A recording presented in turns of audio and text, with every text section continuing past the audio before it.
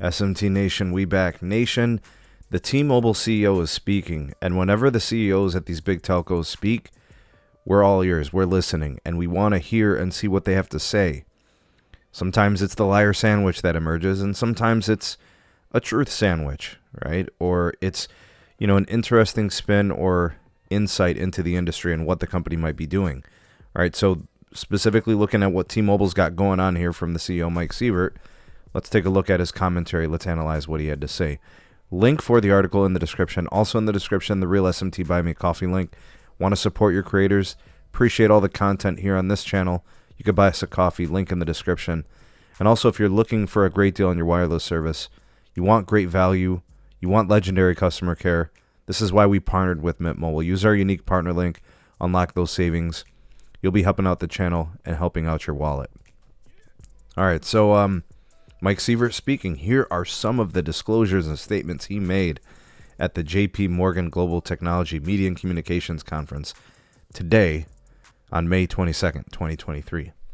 First statement, he said, quote, "I think we're still the insurgent. Our company has a culture that is hard to replicate, where every single one of us wakes up every morning hungry." All right, folks, I actually agree with the statement. Maybe not the insurgent part, but I agree. They have a very hungry culture. Every single executive on his team, every single regional manager, every single store manager, sales agent, customer care reps, they seem to really want success. All right, and that is a cultural thing at T-Mobile. They want to be better than AT&T and Verizon on basically all levels. That's what they want to do. All right. Additionally, he said, back then, everybody used to say T-Mobile would never be as big as the old telecoms. They said, quote, "But we can never become them." I say that not to suggest that we don't understand our role as stewards in the industry, but I believe that we still have tons of room to run. And he said the math backs me up on that. They do have some room to run. There are certain segments within the business that they could probably attack more aggressively. And as their product and services improve and get better and larger, they can actually do this, right? So they never really had a hold in industry, in agency accounts, with first responders, with business.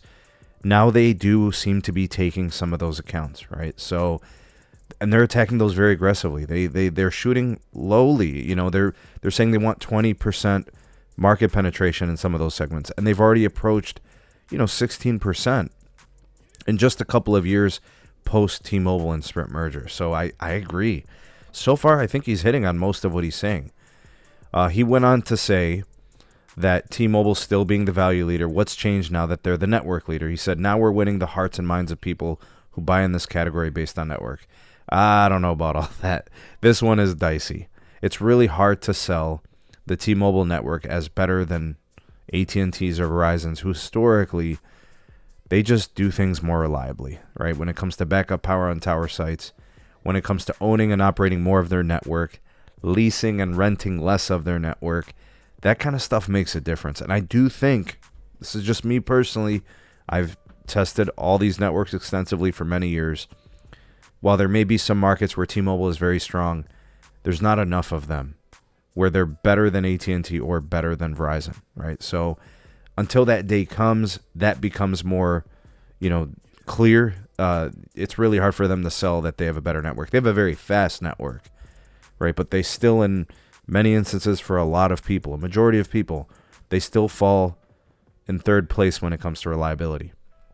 All right. And of course, coverage is one of those things too. So additionally, in speaking about the plans, right, he says that the T-Mobile customers pay their bills at a superior rate to AT&T or Verizon customers overall again this quarter.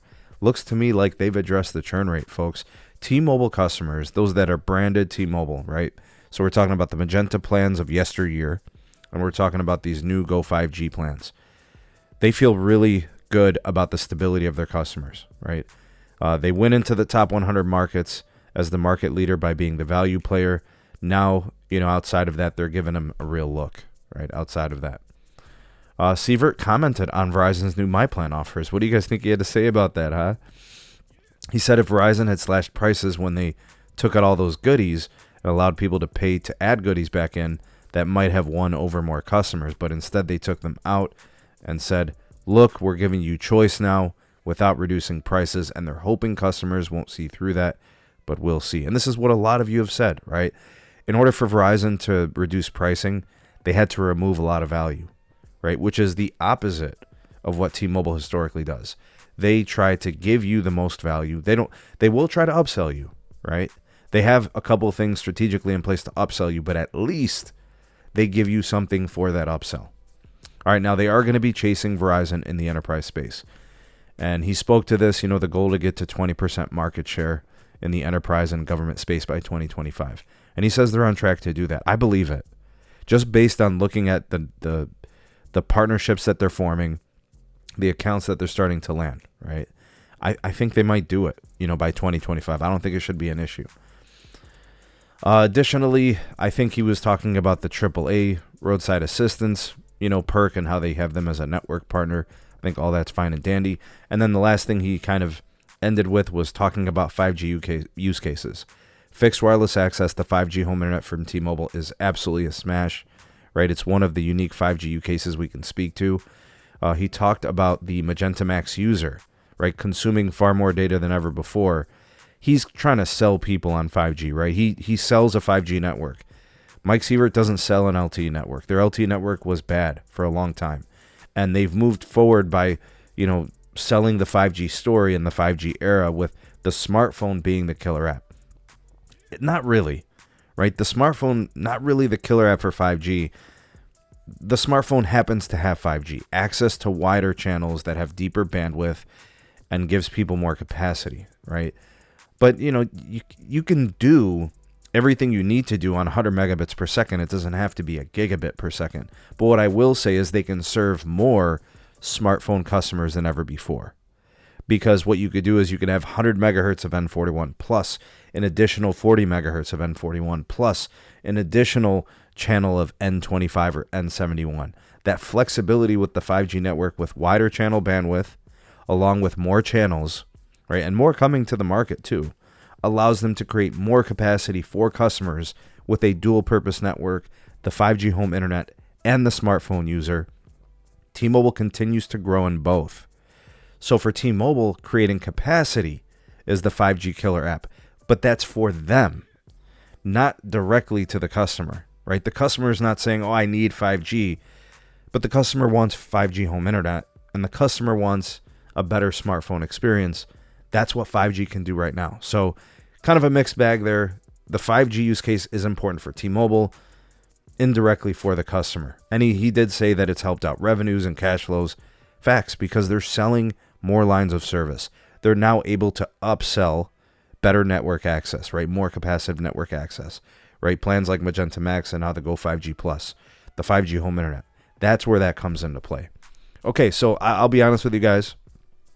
The disclosures from Mike Sievert, the CEO of T-Mobile, I'd say it's like 90% facts, all of it. He's speaking very glowingly of his company, what they've been able to accomplish and build in their network. A lot of good in there. Not bad. Not bad, Mike. Not bad. All right, making his company look good. What do you guys think? Sound off in the comment section below. You are the voice of the people, the SMT Nation. Let your voice be heard.